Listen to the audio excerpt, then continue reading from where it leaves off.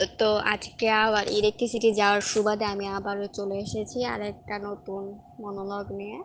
আমি জানি না কেউ শুনবে কিনা, তবে আমার মনে হয় এই বিষয়টা নিয়ে আরো একটু কথা বলা প্রয়োজন সবারই।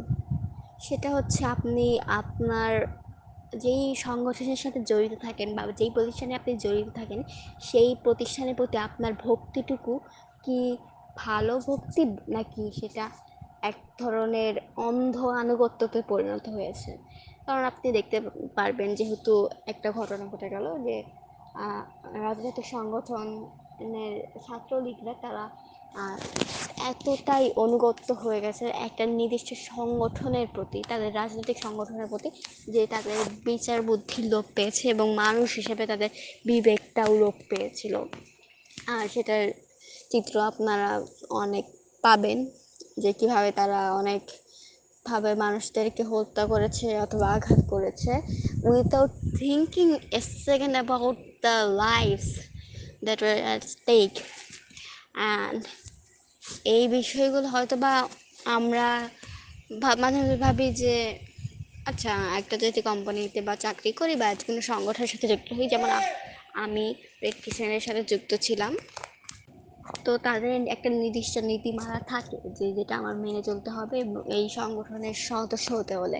তো ধরা যাক যে যেই রাজনৈতিক সংগঠনের কথা বলছিলাম আমরা, ছাত্রলীগ, তাদেরও একটা নীতিমালা ছিল যে এই এই বিষয়গুলো মেনে চলাও হবে এই সদস্য হতে হলে, এবং এই এই বিষয়গুলো কিন্তু তাদের সদস্যদের এই মাত্রা, মানে বুদ্ধিবৃত্তি এমনভাবে লোপ পেয়েছে যে তারা বুঝতে পারেনি আসলে যে তারা যে আদৌ যেটা নীতিমালা দেখছে সেটা যৌক্তিক না। যার কারণে দেখা গেছে যে তারা দালালি শুরু করেছে। তো এখন এই দালালি শব্দটা অনেক কমন হয়ে গেছে। কারোর সাথে আমরা, মানে কারো একটা ফেসবুক পোস্ট বা একটা ছবি দেখে আমরা মানুষকে জাজ করি কারোর সাথে ছবি তুললে। বিশেষ করে আমি একজন দেখলাম যে সালমান মুক্তাদির এবং সাকিব আল হাসান দুজনই বেশ কন্ট্রোভার্সিয়াল মানুষ, দুজনকে নিয়ে ছবি দিয়েছেন, মানে অনেক বছরের পুরনো ছবি। কিন্তু এখন যেহেতু সালমান মুক্তাদির অনেক অ্যাক্টিভ ছিলেন কোর্ট আন্দোলনে, এবং সাকিব আল হাসান তিনি ছিলেন নিশ্চুপ এবং গর্তবাসী, সরি টু সে, কিন্তু তারা অনেকদিন আগে একটা ছবি তুলেছিলেন। সেই ছবিটা নিয়ে কটাক্ষ করা হচ্ছে যে আপনি তো দালাল, যে আপনি অমুকের সাথে ছবি তুলছেন অথচ আপনি দেখাচ্ছেন যে আপনি আন্দোলনের সাথে আছেন। তো এইটা বিষয়ে আমার মনে হয় না দালালকে সেটা আমাদের বিবেচনা করার আদৌ ক্ষমতা আছে। কারণ আপনি কারো জীবন যদি একটি ফেসবুক পোস্টের মাধ্যমে ভাবেন যে সেটা দিয়ে তাদের জীবন চলে যায়, তারা যাদের জীবনের প্রতিফলন সেই ফেসবুক পোস্ট বা ফেসবুকের একটা ছবি, তাহলে I am sorry to say but you are living in Alice in Wonderland. আর আহ, আমি এখন ছাদে বসে আছি, আমার মাথার উপরে কেবল একটা বাদর উড়ে গেল। যাই হোক, আহ, বেশ কয়েকদিন ধরে আমি ভাবছিলাম যে কখন কোন কাজটা করলে দালালি বলে গণ্য হবে এবং কখন কাজটা করা উচিত না, সেটা আমরা কিভাবে বুঝবো? যে একটা সংগঠনের সাথে, ধরি সেটা রাজনৈতিক সংগঠন ছাত্রলীগ, সেখানে আমি যুক্ত হলাম এবং আমাকে কিছু অযৌক্তিক কথা বলা হলো যে তুমি যাই অমুক অমুক অমুক জনকে মেরে আসো, কারণ তুমি এই সংগঠনের সদস্য হিসেবে তোমার প্রতি, মানে আমরা তোমাকে এই দায়িত্ব দিলাম এবং আমার মনে হয় একটা সদস্য হিসেবে তোমার এটা পালন করা উচিত। এখন এই যে সদস্যদের উপর চাপিয়ে দেওয়া হলো যে তুমি যেহেতু এই রাজনৈতিক দলের সংগঠনের সদস্য, তোমার অবশ্যই এটা করা উচিত। তো তখন তার মাথায় একটা চাপ পড়ে গেল যে আসলে কি করা উচিত। আসলে এটা আমি ভুল বলছি, কারণ বেশিরভাগের মাথায় এই প্রশ্নটা আসেনি যে এটা আসলে কি করা উচিত কিনা। যার কারণে অনেক ঘটনা ঘটেছে যে, যেমন একই পরিবারে হয়তো বা একজন সদস্য রাজনৈতিক সংগঠন করতো, আরেকজন হয়তো বা রাজনৈতিক সংগঠন করতো না এবং কোটা আন্দোলনের পক্ষে ছিল, এবং তাদের মধ্যে একটা ক্লাশের ঘটনা ঘটে, যার কারণে দেখা যায় শেষ পর্যন্ত যে তারা আহ, একই পরিবারের সদস্য হওয়ার পরেও, সহোদর হওয়ার পরেও তারা একে অন্যের বিপক্ষে দাঁড়িয়ে যায় শুধুমাত্র একটি কারণে, কারণ ওই রাজনৈতিক সংগঠনের অযৌক্তিক নীতিমালা। তো আপনি এখন এটা চিহ্নিত করতে পারবেন কিভাবে, সেটা সম্পর্কে সম্ভবত আমি ভালো জানি না। যে একটা যে সংগঠন বা প্রতিষ্ঠান, যেটাই বলুন আপনি, হয়তো বা নতুন স্কুল যেখানেই আপনি সদস্য হচ্ছেন বা হচ্ছেন না কেন, বা যেখানে আপনি অংশগ্রহণ করছেন না কেন, সেখানকার যে নীতিমালা সেগুলো আদৌ যৌক্তিক কিনা সেটা বলার যোগ্য ব্যক্তি আমি নিজেকে মনে করি না। কিন্তু আমার মনে হয় অবশ্যই আপনার বিবেক দিয়ে চিন্তা ভাবনা করা উচিত। আপনি যখন আপনি কোনো একটা সংগঠনে যোগ দিচ্ছেন বা বা যেইটাই করতেছেন, একটা প্রতিষ্ঠানের অংশ হিসেবে যাচ্ছেন কোথাও, হোক সেটা আপনার স্কুল বা হোক সেটা আপনার অফিস, যেটাই করতেছেন, উপরের লেভেল থেকে যে অর্ডারই আসুক, অ্যাটলিস্ট কাজটা করার আগে ভাববেন যে এই কাজটা হয়তো বা আমার ফ্যামিলিকে এফেক্ট ফেলবে না, কিন্তু আরও 3-4 হাজার ফ্যামিলিকে এফেক্ট ফেলতে পারে কিনা, এই সব বিষয় নিয়ে ভাবা উচিত বলে আমি মনে করি, বিশেষ করে যখন আপনি এসব নীতিমালা মানতে চান। I hope I don't sound too wrong here because it's true.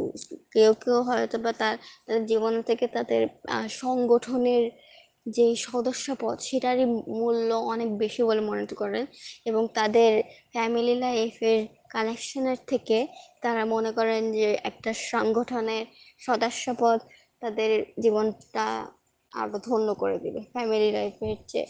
যার কারণে দেখা যায় যে তারা পরিবার বিপক্ষে থাকলে তারা রাজনীতিতে জড়িয়ে ফেলে, এবং শেষমেশ গিয়ে এমন একটা রাজনৈতিক সংগঠনের কাছে ধরা খায় যেই রাজনৈতিক সংগঠনকে এখন কেউ পছন্দ করছে না, কারণ তারা যখন ক্ষমতায় ছিল তারা কোনো কিছু না ভেবে চিনতে অকাতরে মানুষ মেরেছে।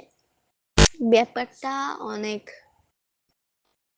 মানে এতটাই নৈরাশ্য আমার মাঝে এসেছে এই ঘটনাগুলোর পর থেকে। আর আমার যে এতটা একটা কি বলবো, একটা ওক জেনারেশন বলা হয় না, সেই জেনারেশন হয়তো বা আমরা দেখতে পাচ্ছি, কি কি সবাই না হলেও কেউ কেউ আছে যারা একটু অপেক্ষাকৃত বেশি ওক, WOKE, ওক। তো তারা তাদের অধিকার নিয়ে সচেতন, তারা বোঝে যে কখন একটা প্রতিষ্ঠানটা নীতিমালা দেখে তার পদত্যাগের সময় হয়েছে। যেমন আমি যেহেতু রেড ক্রিসেন্ট সোসাইটির একজন সদস্য ছিলাম, তবে বেশি দিন ছিলাম না। আমি ক্লাস 7-এ 6-এ মনে হয় সম্ভবত রেড ক্রিসেন্ট সংগঠন যোগদান করি, এবং অষ্টম শ্রেণীতে এসে আমি সেখান থেকে পদত্যাগ করি। কারণ আমি দেখে এসেছিলাম যে আমার আমার বিদ্যালয়ে যেটা ছিল, যে দেখা যাচ্ছিল যে আমাদের বিদ্যালয়ে প্রত্যেক মাসে একটা রিপোর্ট পেশ করতে হতো। যে মেইন ইউনিট, বগুড়া ইউনিট, সেখানে গিয়ে তো দেখা যেত যে সেই রিপোর্ট পেশে সময় সেই রিপোর্টটাকে আর সুন্দর করার জন্য অনেক মিথ্যা দিয়ে সাজানো হতো। যেমন অমুক তমুক কাজ হয়েছে, যে অমুক তমুক কাজ কখনো হয়নি, বা তমুক জন এতজনকে আমরা প্রাথমিক চিকিৎসা দিয়েছি যেখানে আমরা কোনো প্রাথমিক চিকিৎসায় দিইনি।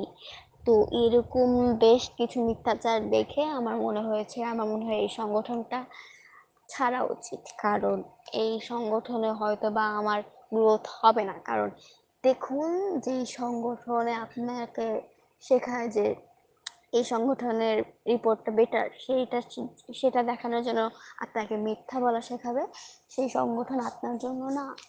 হয়তোবা আপনি কোনো একটা রাজনৈতিক সংগঠনের সাথে যুক্ত হলেন, অনেক বড় একটা সদস্যপদ পেলেন, সহসভাপতি হলেন, সভাপতি হলেন, সেইটা কিছুক্ষণের জন্য হয়তোবা আপনাকে একটা ক্ষমতার আহ, অভি একটা অনুভূতি জাগাবে আপনার, যে আপনার কোনো ক্ষমতা আছে, কারণ আপনার রাজনৈতিক পদবল একটু হলেও বেশি, সভাপতি সহসভাপতি এরকম হলে। কিন্তু তারপরেও আপনি আসলে আসল মানুষদের চোখে অতটা পাওয়ারফুল হবেন না। আর কেউ যদি আপনাকে আসলে পাওয়ারফুল দেখতে চায়, সে নিশ্চয়ই আপনার পদমর্যাদা দেখে তারপর ভাববে না যে আপনি কতটা পাওয়ারফুল। হ্যাঁ, ভাবতে পারে, কিন্তু আপনাকে কখনোই মন থেকে সে শ্রদ্ধা করবে না যদি আপনি নিজের ক্ষমতা বলে বা পদবি বলে শুধু নিজেকে মহান প্রমাণ করতে চান, তাহলে কখনোই হবে না। আপনার অবশ্যই প্রয়োজন সহনশীলতার, এবং আপনি যখন দেখবেন যে আপনি যে সংগঠনটা শুরু করেছেন সেখানে বিশৃঙ্খলা তৈরি হচ্ছে, এমন না যে সেটা সংগঠন থেকে আপনাকে সবসময় পদত্যাগ করতে হবে। রিফর্মেরও যদি আপনি সেই ভালো একটা উপায় পান যে আপনি আপনার সংগঠনকে রিফরমেশনের মধ্য দিয়ে নিয়ে যাবেন, তো তখন একটা উপায় আছে যে আপনি রিফর্ম করুন আপনার সংগঠনকে। অন্তত যেই সব অবিচার আপনি দেখে এসেছেন সেগুলা নিয়ন্ত্রণের চেষ্টা একটু হলে করতে পারেন। কিন্তু আমি যেহেতু একজন অলস মানুষ, আমি যখন দেখি যে একটা সংগঠন বা একটা প্রতিষ্ঠান যার সাথে আমি অনেকদিন ধরে সদস্য ছিলাম বা যুক্ত ছিলাম, সেই প্রতিষ্ঠান যখন অবিচার অনাচার শুরু করেছে, আমি যেহেতু অনেক ধৈর্যহীন মানুষ এবং আমি অলস, এটা একটা সত্য কথা। এবং আমি জানি না আসলে কিভাবে পরিবর্তনটা ঘটাতে হয়, যার কারণে দেখা যায় যে আমি বেশিরভাগ সময় পদত্যাগ করি। আর ওই সংগঠনটা নিজের মতো নিজে চলতে থাকে, আরও মিথ্যার আশ্রয় নেয় just to make their reports more interesting or something. কিন্তু শেষমেশ যখন দেখা যায় যে আপনি সেই সংগঠনে আপনি সেই সংগঠনে এত কিছু দেখার পরেও বসে থাকেন, তার থেকে আমার মনে হয় অনেক ভালো হবে যদি আপনি সেই সংগঠনের ভুলগুলো থেকে শিক্ষা নিয়ে পদত্যাগ করুন এবং আরো এই ভুল যেন কোনো সংগঠন না করে এরকম একটা সিদ্ধান্ত নিন। আমি জানি না আমার কথা কি আদৌ শোনা যাচ্ছে রেডিও জেনারেটরের চক্করে। তো ব্যাপারটা হইলো আপনি আপনাকে নিজেকে থেকে চিহ্নিত করতে হবে যে আপনি যে প্রতিষ্ঠান বা সংগঠনের সাথে এখন যুক্ত আছেন, হোক সেটা কোনো পেইড বা আনপেইড বা ভলেন্টারি ওয়ার্ক, আপনি দেখবেন যে আপনার অবস্থান থেকে আসলে যেটা করতে চাচ্ছেন সেটা আসলে আসলেও কি করা হচ্ছে কিনা, বা কোনো, বিশেষ করে আমি বেশ কিছু সংগঠনের সাথে যুক্ত ছিলাম এবং বেশ কয়েকটি ক্লাব হয়তো ম্যানেজ করেছি, কিন্তু তারপর আমার সম্পূর্ণ অভিজ্ঞতা হয়নি। কিন্তু আমি দেখেছি যে অনেক সময় অনেক ভালো ভালো প্ল্যান আসে, সবাই অনেক উৎসাহিত হয়, কিন্তু তারপরে দমে যায় কারণ এই প্ল্যানটা এক্সিকিউট করার কেউ নাই।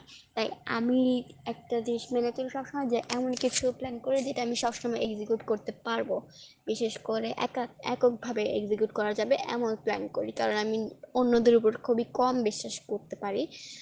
যার কারণে দেখা যায় যখন আমি কি প্ল্যান্টেশনের প্রোগ্রামও হাতে নিই, আমি মূলত কাউকে বলি না যে আসো আমরা সবাই মিলে এসে গাছ লাগাই। আমি মূলত তাদেরকে বীজ দিয়ে দিই, তারা নিজেদের বাড়িতে যেয়ে লাগায়।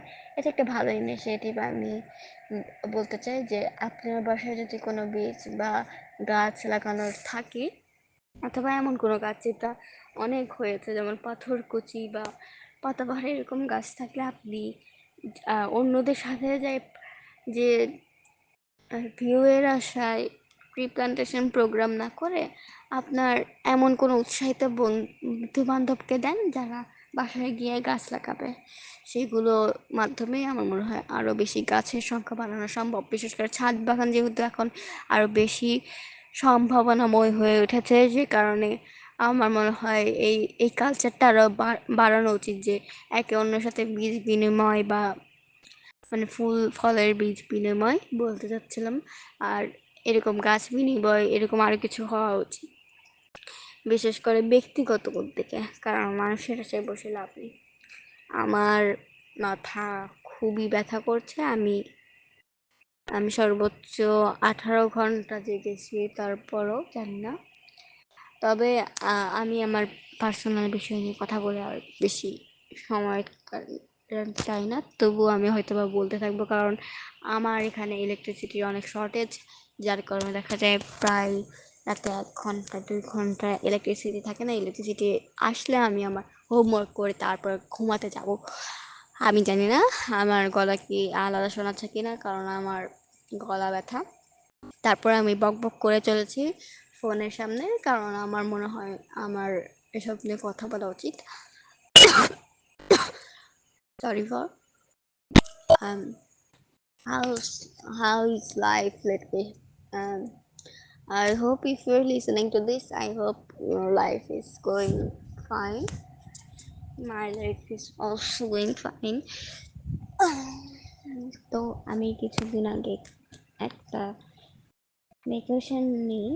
ভ্যাকেশন নিয়ে এক ধরনের মানে আমি সাধারণত দেখা যায় আমি প্রত্যেকদিন স্কুলে যাওয়ার চেষ্টা করি, কারণ আমি জানি আমি বাসায় বসে থাকলে আসলে আমার অলস মনটা আর টানবে না, পরে আমি ঘুমিয়ে যাবো এবং ঘুমিয়েই থাকবো যতক্ষণ না পরদিন স্কুলের সময় আসে। যার কারণে যখন 15 দিন আমি স্কুলে গেলাম না, তখন একটা অভিজ্ঞতা হলো, আমার মনে হয় আমি একটু ডিসঅর্ডেড কথাবার্তা বলতেছি, কোনোটার সাথে কোনোটা খাপ খাচ্ছে না এরকম কথাবার্তা। So I hope you can forgive me. But তো ব্যাপারটা হলো আমি কয়েকদিনের জন্য ধলাই গিয়েছিলাম। তো ধলাই ওখানে ইলিশা ঘাট, তুলাতুলির ঘাটে সম্ভবত একটা জায়গা আছে। তো ওখানে গিয়েছিলাম। তো ওখানে নদীর ধারে আরো কিছু পতাকা দেখলাম, নৌকার সাথে এরকম অনেক কিছুই দেখলাম। তারপর ওই তুলাতুলির ঘাটের দিকে সম্ভবত বন্যা তেমন হয়নি, তবে ফেনী কুমিল্লা সম্ভবত একটু বেশি ক্ষতিগ্রস্ত হচ্ছেন। এখন পর্যন্ত সম্ভবত 20 জনের মতো মানুষ মারা গেছে। I think you should donate if you can. আর যদি আপনি টাকা পয়সা না ডোনেট করতে পারেন, আপনি একটু চেক করতে পারেন আপনার বাসার যে ওয়ার্ড্রোব আছে বা পুরাতন বস্তার ভিতরে হয়তো বা এমন কিছু কাপড় থাকতে পারে যা এখনো পারফেক্ট কন্ডিশনে আছে, এবং এই কাপড়গুলো আপনি যদি বিতরণ করতে পারেন বন্যার্তদের মাঝে, এবং তাদের যদি একটু হলেও সাহায্য হয় সে কারণে, সেটা চেষ্টা করতে পারেন। অথবা আপনার বাসার আশেপাশে দেখুন আরো অনেক কিছু হয়তো বা আছে। বিশেষ করে আমি বাসার আশেপাশে দেখে আরো অনেক কিছু পেয়েছি, যেমন গাছ লাগানোটাই বলি। অনেক সময় দেখা যায় ডাস্টবিনে অনেকে ফলের বীজ ফেলে দেয়, কারণ রাস্তার পাশে যে সকল ডাস্টবিন থাকে। তো সেখানে অনেকগুলো আম গাছ জন্মেছিল, অনেক ভালো সার, যেহেতু এখানে পচনশীল দ্রব্য গুলো ফেলা হতো। তো ওখানে আম গাছ এরকম অনেক কয়েকটা গাছ ছিল রাস্তার ধারে। আমার ইচ্ছা ওই সব রাস্তার ধারের গাছগুলো একটি নার্সারিতে নিয়ে সেখানে আবার বিক্রি করা। বিক্রি না করলেও মানুষজনকে ফ্রিতে দেওয়া, যাতে তারা রাস্তার পাশে ডাস্টবিনে আম গাছটি গজিয়েছে বলে অবহেলা না করে এবং শেষে গাছটা লাগায় এবং গাছের সংখ্যা আরো বাড়ায়। আমি জানি না আদৌ কি এই বিশাল ইউনিভার্সে গাছের সংখ্যা বাড়িয়ে তেমন কোনো উপকার হবে কিনা, বা আসলে আমাদেরকে গ্লোবাল ওয়ার্মিং সম্পর্কে ভাবা উচিত কিনা, বা আমাদের ট্রি প্লান্টেশন আরো গুরুত্ব দেওয়া উচিত কিনা। আমি আসলে এইসব নিয়ে তেমন ক্লু নেই, তবে আমার মনে হয় যতটুকু করা সম্ভব করা উচিত। যদিও হয়তো বা আমার আমার জন্ম মৃত্যুতে ইউনিভার্সের কিছুই যায় আসবে না, তারপরও তারপরেও হয়তো বা একটু ভাবা উচিত আমাদের। আমি হয়তো বা একটু বেশি ফিলোসফিক্যাল বার্তা পাঠাচ্ছি আপনাকে, কারণ আমি এখন ছাদে একদম তারার দিকে তাকিয়ে রয়েছি, যেখানে আমার এতগুলো তারা দেখে নিজেকে অনেক ছোট মনে হচ্ছে। আর আমি নিশ্চিত যে আপনারও মাঝে মাঝে হয়তো বা মনে হয় যে আপনি এত ছোট মানুষ, বিশেষ করে মহাকাশের কম্পারিজনে আমি অনেক ছোট। তো এত ছোট হয়েও আমরা যেহেতু চেষ্টা করছি যে কোনো একটা ধরনের পরিবর্তন আনার, আমার ধারণা একটু হলেও আমাদের ধারণা গুলো সফল হতে পারে, আমাদের পরিকল্পনা গুলো শেষ পর্যন্ত ঠিক হতে পারে। তো এটুকুই আমার ফিলোসফিক্যাল বক্তব্য। আর যেটা বলতে শুরু করছিলাম যে ভক্তি যেন আপনি যে প্রতিষ্ঠানের সাথে যুক্ত থাকুন না কেন, যে রাজনৈতিক সংগঠনের সাথে যুক্ত থাকুন না কেন, দেখবেন যেন আপনার ভক্তি অন্ধ আনুগত্যে না পরিণত হয়। ধন্যবাদ সবাইকে। Good night.